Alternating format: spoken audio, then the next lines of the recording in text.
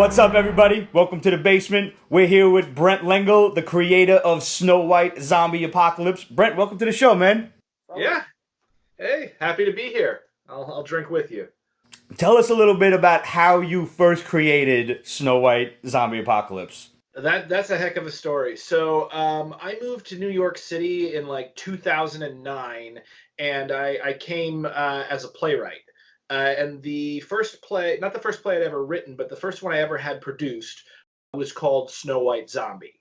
And it actually started because I had just moved to the city. I was, wet behind the ears artist, and I saw an ad for a something called the Fairy Tale Smackdown 24-hour play contest. It was done by the now defunct New York Theater Experiment. So I sat down and I was like, okay, I know I want to write something with zombies. And they had this fairy tale, and for a while I'd been going back and forth on, do I write zombie Shakespeare or do I write zombie fairy tales? And I'm like, well, I can't write iambic pentameter. It's too complicated. So I was like, you know what? Here's a chance to get this idea off. And lightning just struck within, and I had to write the script, the original 10-minute play, and then we had to produce it and perform it all within 24 hours. It wound up being like one of the the script that you guys read in the comic itself is pretty much identical to the original 10-minute script, just realized in a comic format. Mm-hmm. So, the play premiered and people loved it. People came up to me afterwards, and you got to admit, I'd never had anything produced before, and they're like, "Oh my God, this play is amazing! It reads like something that somebody went to Yale wrote." And I'm like, "Well, you should tell Yale about that because they rejected me."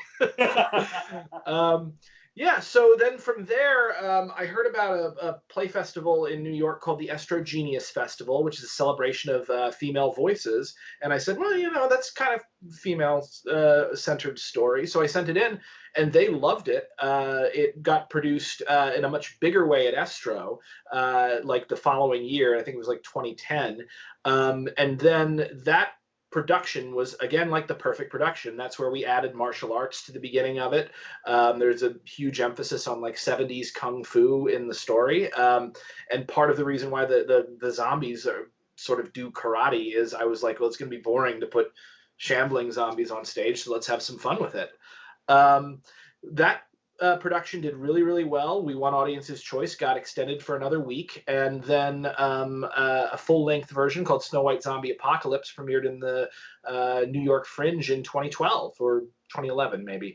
From there, the story, it got reproduced by Estro for the Best of Estro Genius 10-year anniversary, and then copies of it got published, and there's been some university productions. And the whole time I was thinking, I've loved comics my whole life. The biggest artistic influence on me, like some of the biggest ones, are like Bill Watterson and Neil Gaiman. And so I was like, I feel like this should really be a comic book. And for the longest time, I had no way of getting that done until I met a guy by the name of Michael Vincent Bramley in the line to get Neil Gaiman's signature outside of BAM in Brooklyn. He was literally behind me with his wife. We were stuck there for 3 hours waiting on Neil. And it turned out he had worked as an editor for DC Comics. And so we talked about the story. And he was the one that introduced me to Hondo Park, my artist. And from there, we created the book. That's pretty incredible. That's an incredible story. I wish I would have known that this was a play. I would have loved to see this live action back in the day. I want to touch on something that you said, and you just kind of glossed over it like it was nothing. Karate kicking zombies? Oh, yeah. What's up there? So this actually goes back. All right, I am a black belt in Kyokushin karate. I'm going to show you my showdown right there. Nice. Congratulations. Os. Yeah. I've actually knocked people out before. I scored a knockout in an international tournament in Canada like 2 years ago. Kyokushin's pretty friggin' tough, man. I watched some of them videos, guys just blasting away into people's into chests and shit. Yeah, without pads. Nothing. Yeah. It's absolutely nothing. Forget boxing gloves. Forget anything. Yeah, you just for those of you who aren't familiar with a Kyokushin karate match, like literally with knockdown, it's two black belts will square off and wail on each other's chests and thighs until somebody falls. It's amazing, or the refs stop it. You can also kick in the head, but you can't punch in the face. But no punches to the head, right? Yeah, yeah. Because if they allowed punches to the head with like bare knuckle, like Kyokushin, we wouldn't have faces. You wouldn't have UFC because that's obviously the next step. Yeah, I agree. Yeah, so anyway, martial arts had always been a big part of my life since high school. I had a chance to take a combination of Taekwondo and Goju-Ryu karate through my public school in Kentucky. Like my sophomore and senior year, where I actually trained under an ex-professional kickboxer. And one of the things that he taught us while we were learning was a thing called Juju-Ende, which was essentially choreographed fights where the goal was to show off your skills. And it was super fun because we were a bunch of high school kids, so we came up with all these like scenarios, and a lot of us were theater kids anyway. So when I got to New York, and the director, Lita Tremblay, who's a phenomenal director, she's like, look, you wrote a 10-minute play, and the Esther Genius Festival gave us 20 minutes. I think we should add a fight scene to the beginning. And I'm like, okay, yeah, that sounds good. And I thought about it, and I was like, okay, but I can cut it if it sucks. Because a lot of theater fighting is garbage. Like, the philosophy in theater is usually it needs to be safe first and look good second. I call it Star Trek fighting, like, because it looks like the old Star Trek stuff. And so we looked and looked and looked for a combat choreographer, couldn't find one. And I said, well, you know what? I used to do this, and I got together with my roommate who had been in the same karate class as me, and we just banged out like the choreography for like a 10-minute choreography routine for the beginning of the play, like in the park by the afternoon. Like, if you actually, oh, this is really good and it ties into comics. You know the Luke Cage TV series on Netflix? Yes. Yeah. So if you look in the background of one of the shots, he is standing by a band shell in Jackie Robinson Park. And that was right near my old apartment. And we actually choreographed the fight For Snow White Zombie in that band shell. No shit. No shit. No shit. Yeah. So, like, we put together essentially a Juju-Ende routine, and I'll tell you, it killed when it hit the stage because it was a small venue just off of Washington Square Park, and like I remember it opened with the big bad wolf attacks and kills Little Red Riding Hood, like you see in the story, and then like Rapunzel comes in and she gets attacked by the big bad wolf in the exact same way, but she like freaking flips the wolf over her shoulder. And when she did it, and when the wolf was played by my roommate at the time, when his feet hit the ground, there was this thud, and you could hear an audible gasp from the theater audience. Like, these people were not expecting anything like that. So yeah, I mean, that was how I sort of made my splash in the New York theater scene, and everything in my career grew from there. So in a way, that's the same story has come back, and it's how I've made my splash in the comic scene. So, yeah, martial arts are a big part of my life, and they're a big part of my art. And it's something that kind of very uniquely comes to my approach to pretty much everything, regardless of what I'm writing. I mean, I'm talking with my new artist for issue number 2, Luana, and literally I'm explaining to her over, email the difference between like the Kyokushin rolling thunder and like a spinning roundhouse kick. Well, you clearly have to be sending videos of yourself doing that so you can better exemplify what you're talking about. I wish. I can't do the rolling thunder. I've always wanted to try that, man. It's a great move. Like, one of these days I will maybe learn that. For those of you who don't know, by the way, like the rolling thunder is where you basically do a front roll in the air, and then your heel comes in, it turns into an axe kick, and you nail him in the face, or in the issue of second, she hits the woodsman in the shoulder with it. I mean, first of all, I did not know it was actually called the Rolling Thunder. That makes it exponentially more awesome. I'm sure there's a long, complicated Japanese name for it, but that's when I was looking online, I saw someone, I was like, what the hell is this kick called? Because we used to, in my dojo, we just called it a drop kick. But the drop kick is something a little different. So yeah, I've seen it called the Rolling Thunder, and I'm going with that. So now you've got the Kickstarter up for issue 2 of Snow White Zombie Apocalypse. What can we expect from the issue?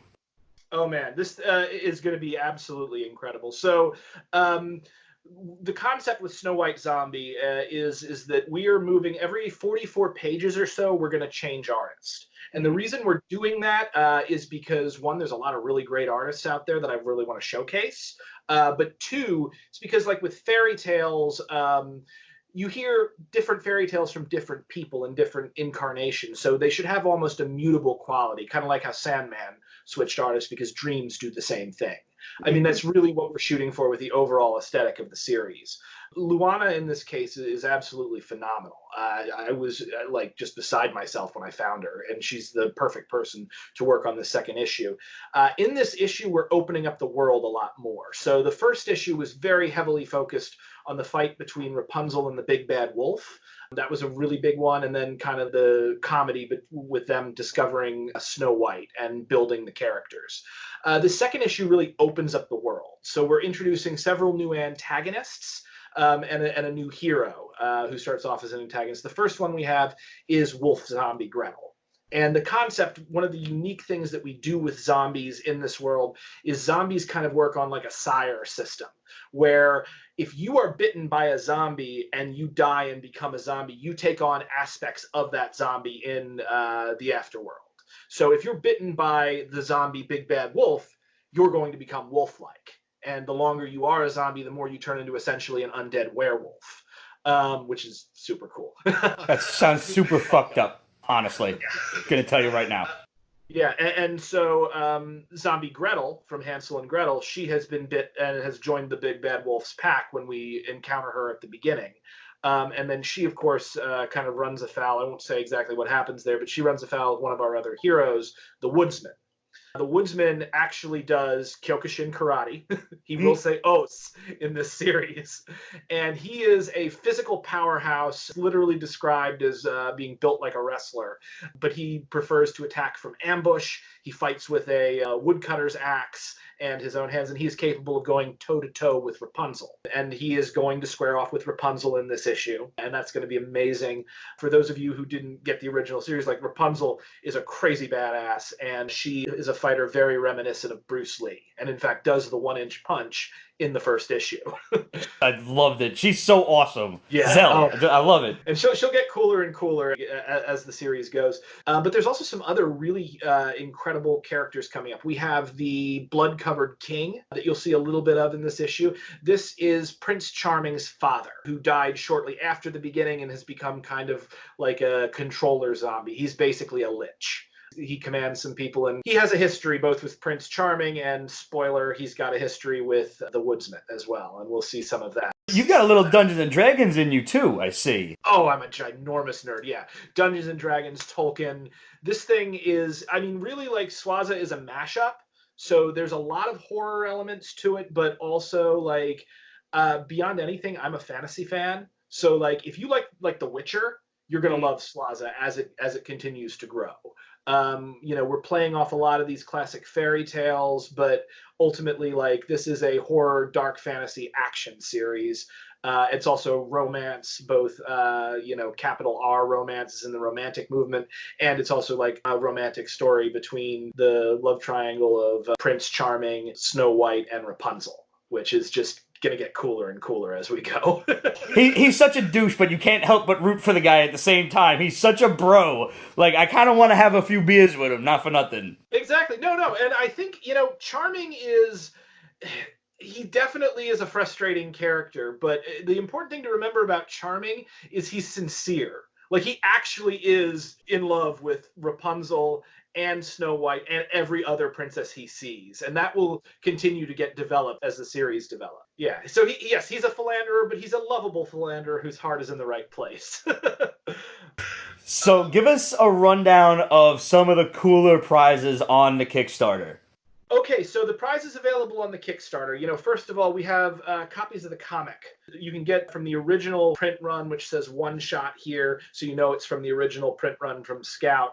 I'm giving away 50 of these. I think something like 30 of them have already been bought, but signed and numbered. So, like, basically, like, a special limited edition version of this. We've already sold out of like most of our variant covers, but we still have like 1 or 2 of these left. This is the Carla Cohen variant. Only 150 of these were printed, and you can actually only get them through this Kickstarter and also at Collector's Cave in New York. It's a dealer exclusive, and these are all going to be signed and numbered. We've also got some really cool posters that are currently being printed. Brian Silverbacks has created a version of another antagonist I didn't get into, and this is the Undead Giant. That is the giant from Jack and the Beanstalk. Awesome. Yeah. He's huge. He's green. He's got a little Cthulhu going on with him. And he shows up in issue 2. The giant from Jack and the Beanstalk, there's a poster version of him, and then there's a copy of issue 2 that's got an alternate cover. There's also an alternate cover being created as we speak by Hondo Park, the artist from the first issue. And I anticipate to continue to work with him in the future because he's absolutely amazing.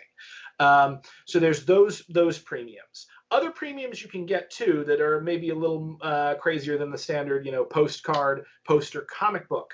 At $50, I will make a fool out of myself and do a kata for you on screen. You will get sent and do with it what you will.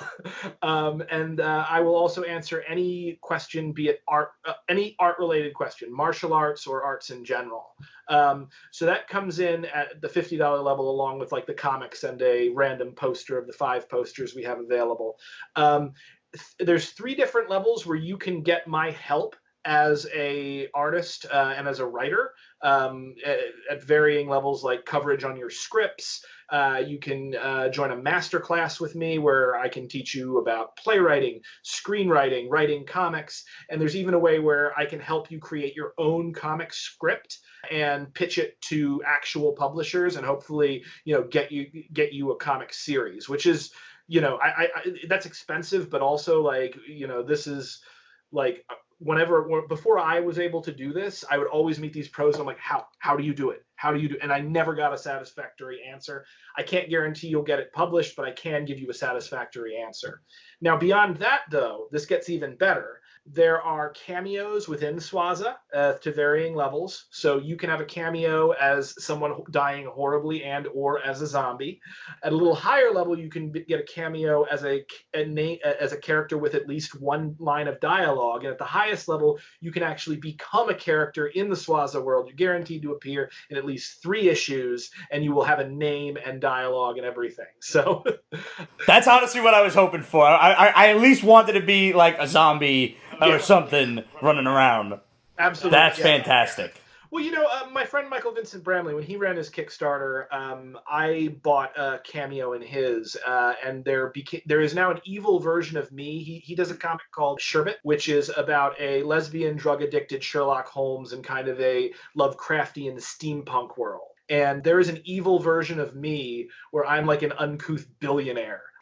Like literally there's like there's a picture of me in the comic where I have a thing on my table where like it's like Brenton Lengel gives to the poor, and it's a like Fortune magazine with me peeing on like a homeless guy. Yeah, so there's an evil alternate version of me in there if you ever pick up his graphic novel, which is phenomenal, by the way. He's an incredible writer, great artist. I highly recommend you check it out. So there's the cameos, and then we have the cherry on top of everything. So you guys have noticed I'm a little bit of a nut, right? Sanity is overrated, my friend. Exactly. So if you pledge at the highest level of this Kickstarter, I will take you and 2 of your friends to Iceland for a 1-week trip. 3 days in Reykjavik, 4 days in the Icelandic wilderness where I guide you along the Laugavegur Trail. I am an Appalachian Trail 2,000 miler, which means I've walked from Maine to Georgia. I spent 6 months living in the woods before I moved to New York. I'm an expert hiker and outdoorsman. Woodsman's maybe a little bit based on me. I'm not as buff as he is in the comic, though. But I will take you through the Icelandic wilderness along the Laugavegur Trek. Laugavegur, you can look it up. It is one of like the top 25 hikes to do before you die. You walk through the Icelandic wilderness. The landscape changes every day. I'm talking rainbow mountains. I'm talking like deserts of black sand with huge pyramidal mountains that are green. They're like neon green with not grass or trees, but moss growing out of them. And I am a New York State certified wilderness guide who has 3 times guided international professional trips through this area. So I'll take you out there. I'll handle all the accommodations, ground transportation, help you pack. I'm going to cook for you every day that we are in the wilderness, and I'll handle your lodging in Reykjavik. All you got to do is pay for your flight, make sure you're properly equipped, and get yourself to Iceland. And we're going to do that, and it's going to be the adventure of a lifetime. So that sounds really wild. That's probably one of the coolest, craziest Kickstarter tiers I've ever heard in my life. Yeah, well, I wear many hats, and honestly, I really want, like, people were like, "Oh, did you put that up as a joke?" I'm like, "No, it's not a joke." And then they're like, "Okay, do you really want someone to buy it?" I'm like, "Yes, I want someone to buy it because I want to go and do this again." It's amazing, and like honestly, like Iceland is a country that like I can't even express how cool it is, especially if you're a fantasy fan. Like I've been to the places where they shot Game of Thrones. Like, like the Eyrie, where they've got everybody like approaching like where the Arya and the Hound are hanging out. Yeah, there's like the ridges all over the place, and they're walking through that little valley. Yeah. Yeah, that's Thingvellir. I've been there. It's where the American and the European continental plates meet. Yeah. They shot pretty much a lot of the north is shot in Iceland and Northern Ireland. The Eyrie, anything in there, that's almost exclusively at Thingvellir. And right there's the drowning pool. I used to do executions there, so you walk by this gorgeous pool of water, and sometimes people want to sit down by it and stuff. And then the guide is like, by the way, so they didn't believe it was right to behead or hang a woman, so women convicted of capital crimes would be drowned right there. We go over like part of the trip, which we can do if people want to do it. There's the Gulfus, which is the golden waterfall that has a permanent rainbow over top of it. We can visit that and visit Thingvellir. But like Logavager, it means road to hot springs, and it's about a 40-mile hike. You do about 6 to 10 miles a day, and you stay in geothermally heated huts. There's natural hot springs you can soak in along the way, and it's one of the best places on earth. And like you'll find, like, once you've been to Iceland and you've seen it, you'll start noticing it in other movies. Like if you watch Rogue One, the planet at the beginning, yeah, that's Iceland. Wow, that is really incredible. I can't wait to look into this. I haven't had a chance to get a look at the Kickstarter yet, but you can already count on the basement's undying support. Awesome. By the way, I really like the acronym SWAZA. That's SWAZA. Fantastic. Yeah. Snow White Zombie Apocalypse. Yeah, I've been. That just came to me, I think, just because I got tired of typing out Snow White Zombie Apocalypse. And yeah, no, I hear you. It's a long hashtag. I won't lie. Yeah, so I mean, like this show, what I really loved, by the way, when I first saw this because you just popped up in my Google thing, in my Google results when you were talking about it, and the reaction from the basement, I gotta say, was exactly what I was looking for as a creator. Like, you caught everything that I was trying to do with that series, and like, it was literally like the fan reaction that I was like, when I was making the comic, I was just like, oh my God, somebody's gonna see this and they're gonna feel this way, and it's gonna be amazing. And then also that you mentioned you wanted to see a live action version of it.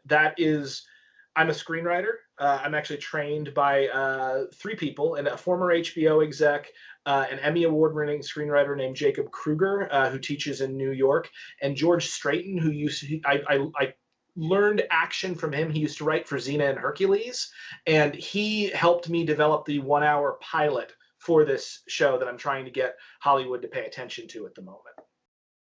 Dude, I want to see this. I wish I would have seen this shit on stage, but I would love to see this as a Netflix series. It's just so awesome. And I mean, like you said, Ramon and I had so much fun with just the first issue. We laughed our asses off, and it's always a natural reaction that you're going to get from us. I loved this series, and you can count on us for support, man. I'm definitely jumping in on that Kickstarter. Whatever I can afford, I'm jumping in. I promise you that much. I want to be in the series. I really do. Oh, please do. And like I said, I would love to write you into the series. I think you got a great personality, so it would work out really well. Yeah, I've always kind of wondered where I would fit in the like original Grimm's fairy tales. Like, how could I possibly help out with this story? Absolutely. And, like I said, especially at the higher levels of that, depending upon where you want to come in at, like we can talk about it and really find a way to work your character into the story. So that'll be really cool. The other thing, by the way, that is going on with this, because for people, if the trip to Iceland is for 3 people, so you can always split that among your friends, and that can make it a little bit easier to afford because it is expensive. Um, the other stuff that I wanted to talk about, actually, because you mentioned the humor in it, because yeah, it's a really funny book, and I don't think we've gone into that a little bit here. So for those of you who haven't read it, like, this kind of begins with Prince Charming like kissing Snow White in her coffin, and then suddenly, like, yeah, Rapunzel's like, Were you just kissing a dead person? yeah. There's another really funny moment in the first issue is like when Rapunzel offers Snow White a bite of her apple, and somebody's like, no. I it was very important to me to not take. So the characters take themselves very seriously, and everything that happens in the world is deadly serious. But from the perspective of the audience, it's also hilarious. Yes. I use a lot of dramatic irony, and also there's a big thing that I have in my approach to horror, in particular, and that is that horror has to be mixed with comedy. And the reason why it actually goes back to my theater training. There's a French school of theater called the Guignol, like Grand Guignol. And I learned about this in college, where they would do an evening of short plays, and the first play would be horror, and then the second play would be comedy, and then the third play would be horror, and then comedy, and then horror, and each would play off against each other to where the horror was more horrifying because you'd just been laughing at the comedy, and the laughs were bigger because you'd just been terrified by the horror. So that's a big aspect to the creative approach of Swaza, and you can really expect a lot more of that going forward, on top of, like, heart-stopping, ass-kicking action, and some really cool fantasy elements. I can't wait to see karate kicking zombies thrown out on the page. By the way, you might be the very first pioneer into the idea of zombies that fight back. First of all, that's number one, and it's funny the way you say that. Like, I didn't actually think of it, but you're absolutely right. The juxtaposition of how serious this predicament is for the characters in the story, but for the omniscient reader, it's friggin' hilarious. Yeah. And that's, that was really important. Like, whenever I talk to the actors, I was always like, look, you've got to play this straight. It will play it straight and trust that it will be funny. And there are times also when the characters are being funny and know they're being funny. But again, it's motivated from a character place.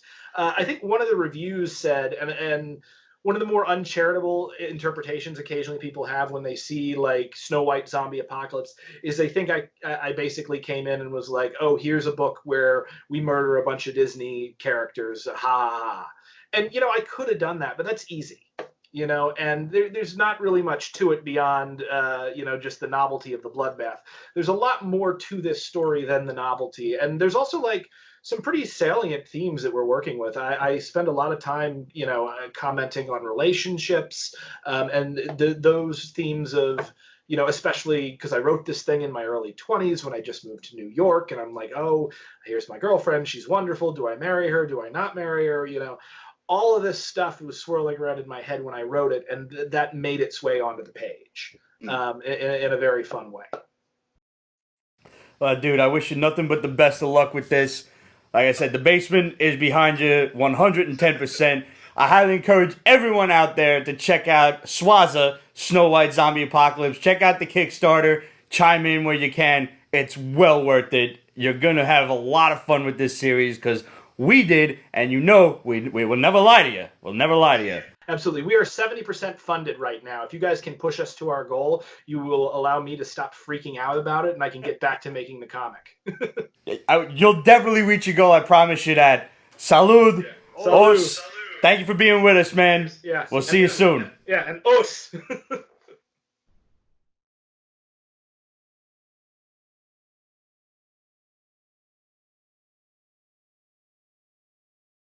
Pete's Basement is copyrighted 2020. Ripped Productions. All rights reserved. So go fuck yourself.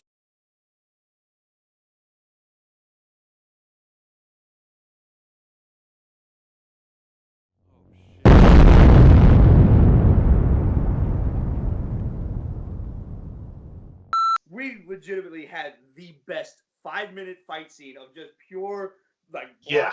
block shit. We were watching the Street Fighter animated movie and Fatal Fury at the time, so we had all sorts of wild shit thrown in there. Oh wait, you watched the Fatal Fury animated movie? So It was one of my first forays into anime. I freaking love that movie, and like, in fact, actually, in our Juju Ende, we did the burn knuckle, bruise knuckle. Really? Yes. Oh shit. It's so cool too, because like you were doing that in New York, we were doing it in like rural Kentucky at the time. It's amazing how art bridges distance. Yeah, it's amazing how art affects lives like that, though. You know, really, like, because and art informs art. Yeah, that's wild, man. Yeah, it's amazing. You being such a fan of Fatal Fury, you would also know that Terry Bogard has a move called the crack shot, which is almost exactly like that. Oh my god, I forgot about that. You're right. Your mind just exploded.